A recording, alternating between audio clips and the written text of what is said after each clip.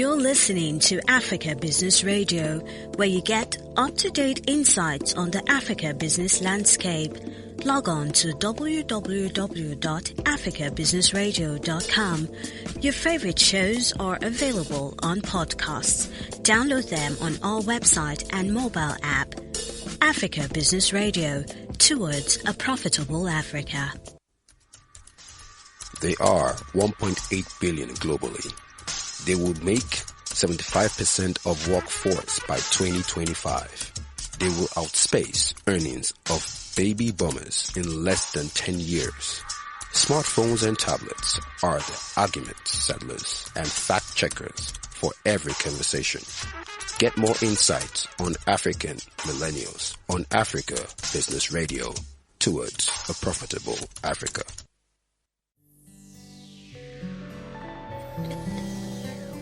That's cool on the beat.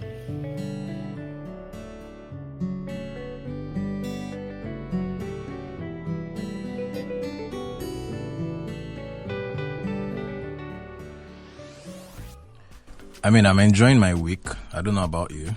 I had a very wonderful Monday morning, Tuesday also. And then, yeah, it's Wednesday and it's the African Millennial Radio Show with Tomi Wale on Africa Business Radio. And I'm really, really excited, with my guest this wonderful Wednesday afternoon. I mean, we've had him on the show before, right? He had him with a friend of his. Sorry? Ayomide. Yes.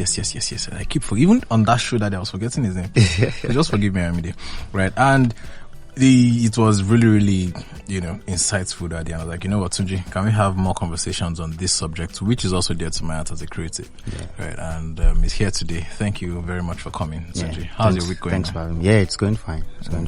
I mean, so we all know Tunji Ogunoye on Instagram and on Twitter. But then if you really want to know what he is about, he's a senior brand designer and partner at FourthCanvas, a brand consultancy studio working out of Lagos, Nigeria.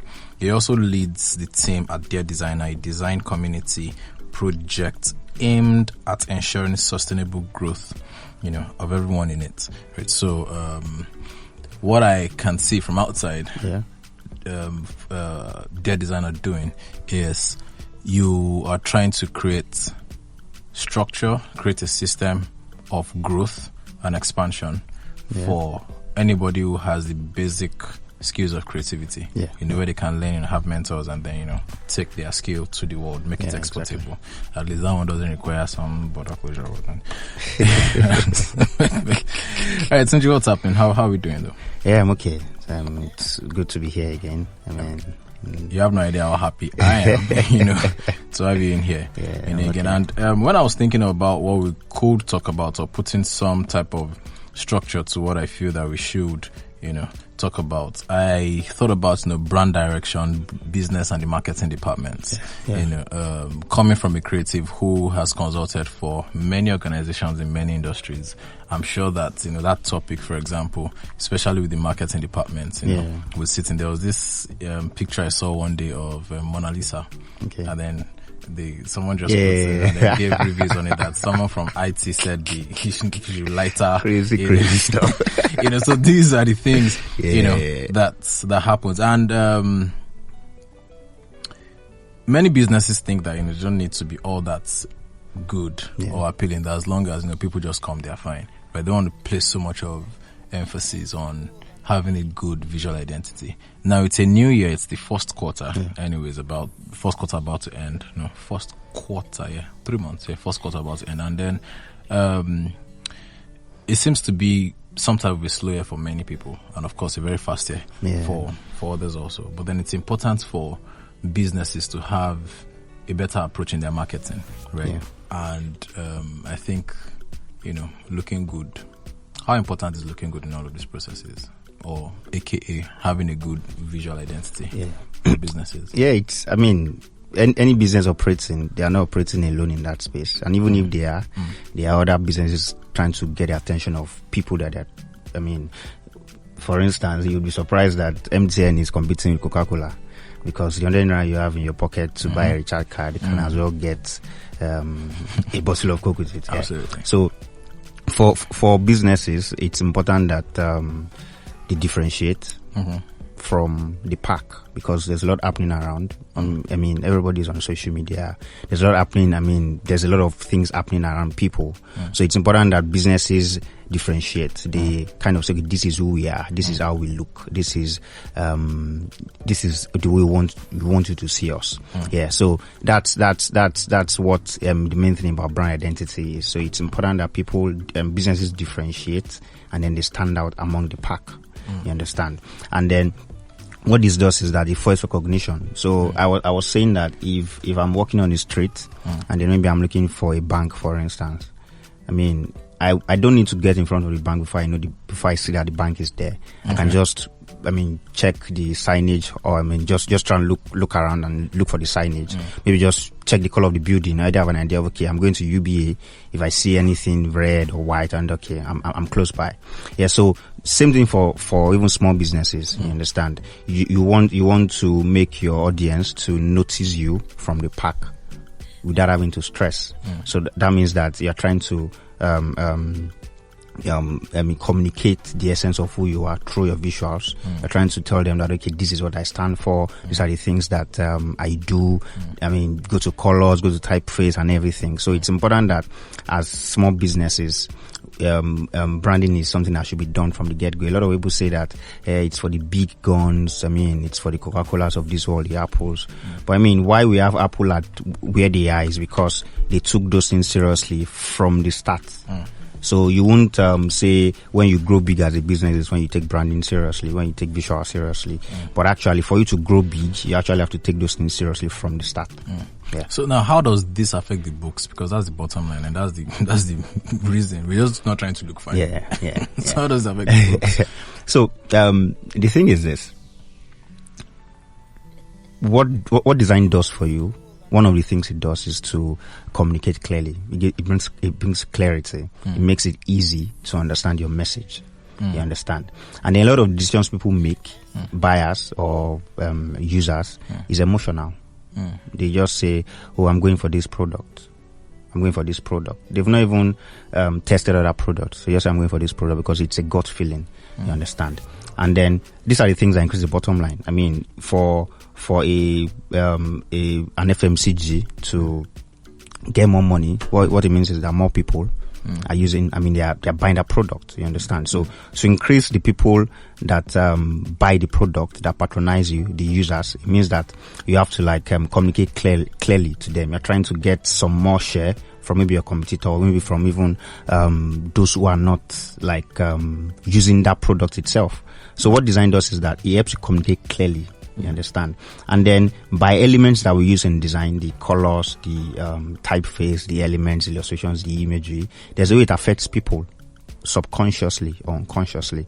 You understand? So when this happens, people get to say, "Oh, I'm going for this product," because we are at times on Twitter, and then we see this new product, nobody knows about it, and then just at the snap of a finger, people are jumping on that product. Why? Because from the outside it looks good.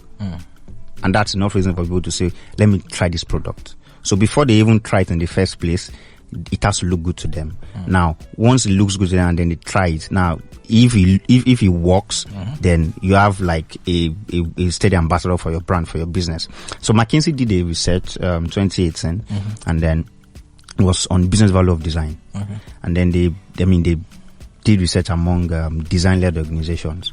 And what the result was that at least these design-led organizations perform 2 times more than their other counterparts that don't take design seriously.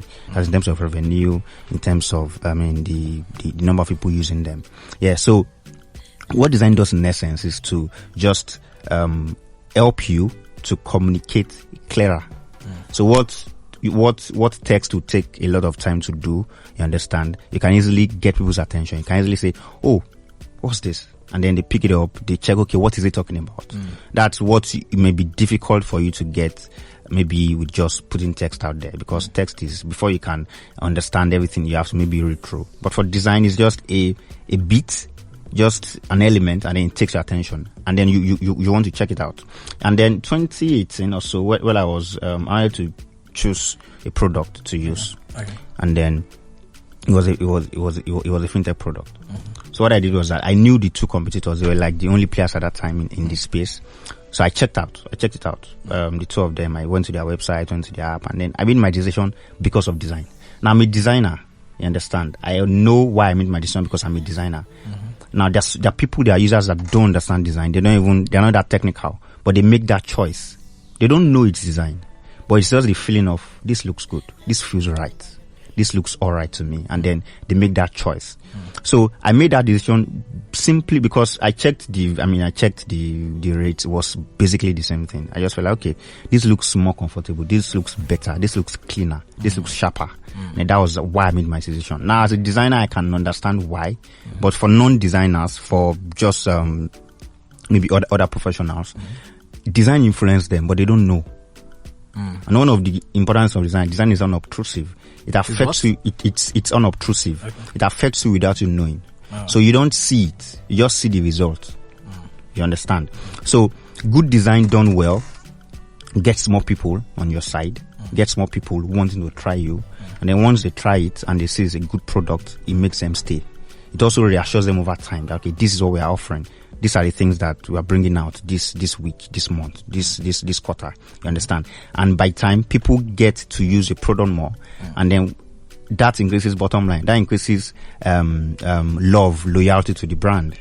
That increases love. You understand? Then they also recommend it to their friends. Oh, have you seen this product? Have you seen this particular thing? It looks good. I mean, it does well also. Those ones also see this. Oh, they feel comfortable with it.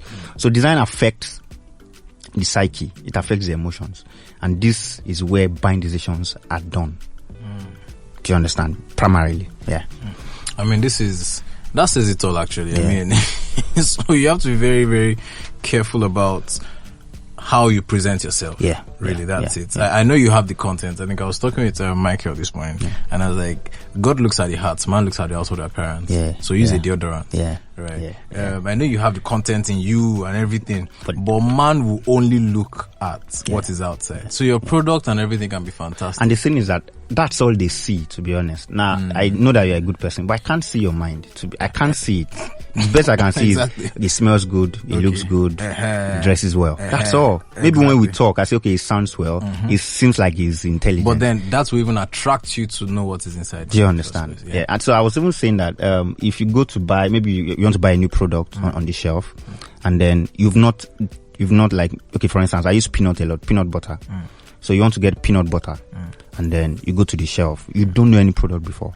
Now, what influences your decision is how good it looks. Now, you say, oh, this looks good. You pick it up. Now, maybe on that shelf, you saw a product that looks expensive. That looks too expensive. Maybe the others are like 700, 800. This one is like 2005. What justifies that decision to buy is because of how it looks. You can't taste it now. I can't open it and say, oh, how does it taste? I mean, it's not a malam on the street. So design is a good competitive advantage. Like if you can edge on design, I mean, and that is not technical. It is just appealing to people's emotions. And then they can say, okay, I like this. It feels good. And then they pick it. I mean, that is really, really. So now, as a consultant, it means you're not necessarily part of the organization. You're an outsider. Yeah. Right. Do you think the organizations should actually imbibe a culture of visual excellence in-house, like with human resources? And, based on your answer, I would like to know, do you think that actually just affects the company's culture also? Okay. So, like I was saying, that you say, I have content, but we can't even see it from the outside. Now, there's a reason why bankers dress well. Because when you go to the bank, they're like first contact. So because they look like they're competent, you believe they're competent, even if they are not, but they dress like it. So you talk to them, oh, this is my problem. But a lot of times in this era, our first interaction with businesses is maybe digital, maybe newsletters, maybe Instagram, maybe Twitter. You understand? And then that is representing that banker that is dressing well. Because most businesses we interact with, we don't even get to see them. Yep. I don't know their factory. I don't know where their office is. I just buy online. I move on. You understand? So if that is a way if there's a first contact when people have with you, then it has to be as good as it should be. And you're not lying. You're not, and branding is not complete if the product itself is I mean, if it's living a lie, that's not branding. That's like, I mean, that's something else entirely. So if your product is really good, if your product will do what it says it will do, if your service will do what it will do, then why not make us see it? Because that is just like the normal human being. I mean, like you said, you have content, but we can't see. Don't be coded. Yeah, let's see it. Like that is what it is inside. So why not just let us see it from the get-go? You understand? And then it speaks a lot about the culture of the organization. Right. Because one thing, design is not just shabby. It is conscious. It is intentional. It's a process. So if we see on the outside that this looks good, it gives us an idea of the people who made it. It gives us an idea of the product itself, of the company itself, of the service that we are trying to go with. You understand? So it gives us an idea, because you know that design is not. I mean, you know that this product you are seeing is not. It takes time. It takes effort. It takes some work to be done. So if it looks good, you want to feel like you can take that peak. You can take that. You can assume that because of that, this organization, this company, this product, they also know what they're doing. So, I mean, there is a startup in Nigeria, I mean, that just got acquired, Paystack. Okay. I mean, a lot of people, I mean, what we know them to be is because of what we see on the outside. You understand? And then this is because when they have a new product, when they have a new, when they're trying to launch a new product, the way they go about it, we see the videos, we see explaining to us how to go about it, and it looks good. We know that this is not something that you woke up this morning and then you decide to do in the afternoon. You understand? We know that this actually is a result of a thorough thought process. It's a result of, we are launching this thing in May. We need to start this thing by January. Let's get this done, get this ready. So when the final product comes, people know that this is not a child's play. This is not we'll roll to the answer. This is not rushed. This is intentional. So because of that, they want to take that sample, because it's like, I mean, it's a sample. It's like sampling the in-house, and that's what you are giving us. It's like a sample of what is happening in-house. So they use that sample and say, okay, if this can be good, they want to believe that this company has a good culture, has a good, I mean, at least they're excellent people, and I can trust them. Yeah. So what we see on the outside is most of the time the only thing we say about the company, about the product. So if it looks good, we want to believe that that company, they know what they're doing. They have they understand what they're doing, and then they are not lying. They are not living a lie. They are being truthful. They are being factual about what they do. Yeah. Now, I'm thinking some people be thinking about budget right now. Yeah. Like how much will I, pay now, to get a designer and all those things. Do you think it is healthy for the brand or for the business? So I'm just talking MSMEs now. Yeah. SMEs, right? That because of course the big guys can afford. Yeah. That do you think it's important for them to actually train their staff in knowing the basic elements of design, or it is just best to just make sure that as part of your operations expense is to actually always get a brand consultant in the building? Okay, so realistically, I mean, it's impossible for all businesses to. I mean, they can't afford it. Yeah. I mean, maybe your monthly turnover is maybe 500K. Mm-hmm. That's your. I mean, how do you want to pick that and employ maybe a consultant? So design is actually a culture. You understand? It should be seen as that. Okay. Because even for the big organizations, you see that it's not always about the money. Some big guys, they have money, but you still see not so good output from them. You know that it's not about money. It's about the people. It's about the culture. It's about the habit. You understand? So, and for a small business, at every level, there is something that you can do with what you have. Right. If it is maybe you are using your Canva, you alone as the sole proprietor, you are doing the design yourself. It's a thing of, okay, how do I make this look good? It's a thing of, as you're making your decisions per time, how can I make this look better? You understand? So even if you get a consultant to work with you, the consultant is still subject to you. You'll still be the one to maybe approve or go with what is being recommended. So it's beyond having money to maybe employ the best hands. You understand? It's first a thing of what's your culture. You understand? Are you really, do you understand the power of this thing? Do you understand what it can do for you? And are you ready to like put your best into it? So now, if you now have money, I think it's also important that you hire right, because a lot of times people just say, oh, they want a designer that can do everything for them. And at the end, they get someone who is not as excellent as it can be. Instead of, they can just get someone who can do, maybe imagine, instead of hiring maybe some people say they want someone who can edit videos, do motion, do 3D, do all these things. And full stack design. Maybe in 6 months. What does full stack? Full stack designer. Full stack designer is just someone who can do a lot. I mean, you can do everything. Now, maybe in 6 months, it's only once that you needed anything, a video. So why should you now get someone on your team? I get a full stack. You understand why? Why not just get someone who can, I mean, the daily things, the things to do weekly and monthly. Get someone who is very good at it, who can give you the best results.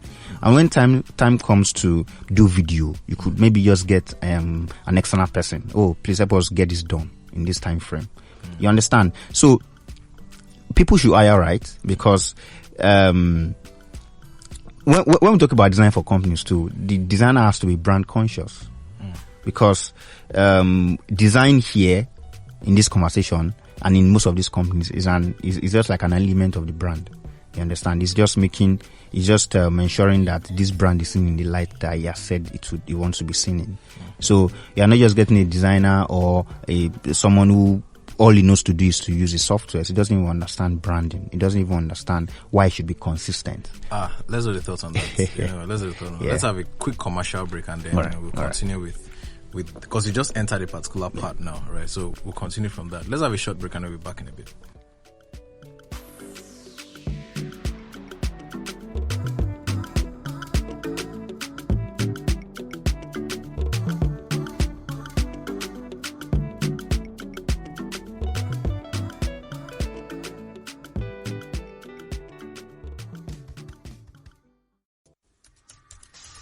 They are 1.8 billion globally.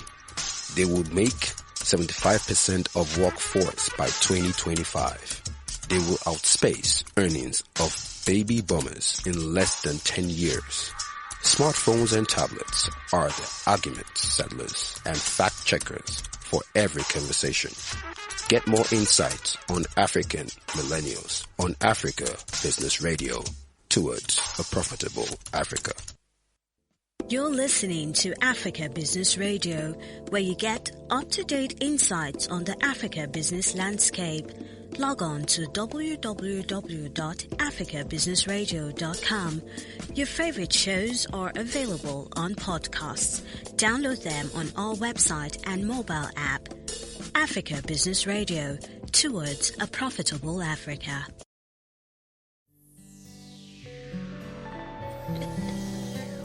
That's cool on the beat.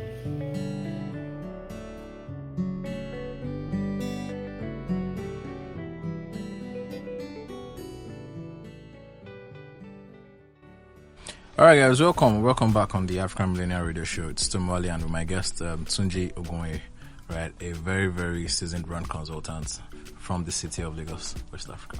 Now, so we were talking earlier about people working in organization, and then it's not just you being a designer, but then being a designer in the context of the brand you're working with. So like I was saying before the break, so if you're getting someone to work on your team, it should not just be someone who knows how to maybe use the tools. You are trying to get someone who understands branding, because what makes your brand, I mean, brand is consistency. You're trying to build something. You're trying to stay here and then build a house around yourself. You're trying to stay in a position that you are, where you said you want to be, and you're trying to use all your efforts to tell people, this is where I am, this is what I want to do. So consistency is like, maybe I want to cut down a tree with a cutlass. You understand? If I'm eating the tree with the cutlass, I'm eating it on the same spot. That's how to follow. I won't be eating it all around because yeah. I'm just wasting my efforts. So the same thing is that maybe it's motion, it's still, it is email marketing, it is billboard, it is no matter the medium, you're trying to stay consistent. You're trying to speak the same thing. That's why, there's something that if your logo is covered on this particular piece of design, will people still know you are the one? You understand? That's some question though. Yeah, it's because, so if I see an MTN, sounds like something Victor will ask. Was he the one that came up with it, or was he you? I think I has mentioned it before. Yeah, it sounds like it. I felt it. So, if I see an MTN ad, for instance, I don't need to see the logo. I don't need to see the color. If it's not another logo, then why this one's doing like empty? There was a day I saw something on Instagram. An ad agency, maybe they were servicing MTN. And they were creating an ad for them, maybe on Christmas Day or maybe it was Children's Day, and they use MTN's typeface. I'm like, these guys need to be flogged. Why are you using MTN's typeface for your design? Now it means that they don't understand branding, to be honest. That's what I see, because if this is your client's typeface and people have known your client with that typeface, you understand? Why would you use that typeface? You are using their property. You're trying to steal from them. Do you understand? So when we talk about branding, we talk about how all the assets, visual, how all the assets work together and they stay consistent with it. So color, typography, layout, everything comes together to say, okay, this is this particular brand. This is particular brand. You understand? So consistency ensures that your message, people get it the same way they got the last one. You understand? And then no matter the medium, no matter the place, maybe in Akure, in Ibadan, in New York, no matter where they see it, they know that this is this particular brand. So if you see a global brand, for instance, launching in Nigeria, if you go to their social media, you shouldn't see any difference. You understand? Definitely, you see the fact that this is the context of this is the Nigerian audience, but there's still something that still connects to the global brand. There's a religious organization that comes to mind mentioning that Hillsong. So you see Hillsong South Africa, right? And you understand. So there's this brand I love so much, Budweiser. Yeah, like I love Budweiser so much. Maybe because I read their brand guideline and it felt like wow. I mean, and I could see what was in the guideline live. I mean, I could see it in execution. So Budweiser, for instance, apart from the red color, apart from their typeface that is consistent, tall, slim typeface. Now, there is that bow tie in their logo, and there's the way they use it on their designs. You understand? You won't see a Budweiser design and not know, except you are not familiar with them. Yeah. But if you've been seeing it again and again, you know. There's this designer doing NSAS. It was the most common design doing NSAS. It was done by Piggy Vest. Okay. The most common design doing NSAS, the three hands up like an illustration, purple color like this. Yeah. Now, Piggy Vest logo was not on that design, but the typeface was there. Okay. Now, anybody who has interacted with Piggy Vest would know that this is Piggy Vest designs. Yeah. Now, if another brand picks up that typeface and they use it for their designs, they're just being a copy. They're not being original. You understand? So, for consistency's sake, it's important that as an organization, as a brand, you stay consistent. You can change some things, but keep a core that people can trace back and say, oh, this is the Coca-Cola. There's a way Coca-Cola pictures look like. The expression, the filter on the pictures. That if it's an ad, if it's an image, anywhere, you know that this is Coca-Cola. And there's a test I do for my students when I teach brand design. I just put like some 7 or 8 pictures together. The logos won't be there.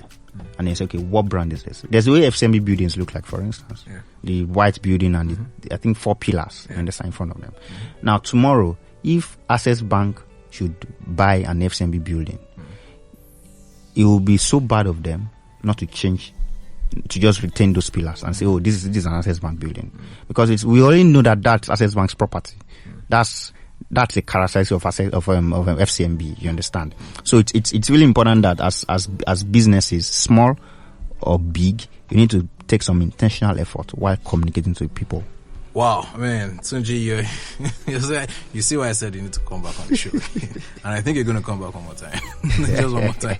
And after, guys, you should check out Tunji going on Twitter and Instagram. Follow DearDesigner, interact with, the community, interact with him. He's the kind of person that is always ready to have conversations back and forth with you. Right. Wow. I think it's midweek. I'm going to run with this for the remaining part of the week and try as much as possible to make some adjustments also with the African Millennial radio shows. Yeah. Guys, again, it's a very wonderful edition. What do you think? All right. Make sure you please stay safe. This is the end of the show. My producer is really eyeing me right now, but then I know that I'm going to be back again on Friday. And Tunji, are you going to be around? Yeah. Okay. Yeah. So Friday, and then we just have more interesting things to chop up with him. All right, guys, thank you very much. Don't forget to go on africabusinessradio.com to listen to past editions, and then go on podcast, Apple, Google, and Spotify podcasts to listen to. Just search the African Millennials on Apple, Google, and Spotify podcast to listen to past editions. On this note, all right, bye for now.